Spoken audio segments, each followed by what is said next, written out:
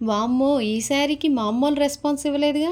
అలాగే నైస్‌గా కొన్ని కమెంట్స్ కూడా వచ్చాయి. ఎందుకమ్మా జనాల్ని పిచ్చోల్ని చేస్తున్నావు అని ఒక కమెంట్. శారీని నిజంగా మీరు మీషోలోనే తీసుకుంటే లింక్ పెట్టాలి కదా అని ఒకరు. శారీ లింక్ కమెంట్ బాక్స్ లోనే పిన్ చేసేస్తే సరిపోతుంది కదా అని ఇంకొకరు. ఈ శారీని ఎవరైనా మీషోలో 320 రూపీస్ కి తీసుకొని ఉంటే తప్పకుండా కమెంట్ చేసేసేయండి. అప్పుడు వాళ్ళకి కూడా క్లియర్ గా అర్థమైపోతుంది.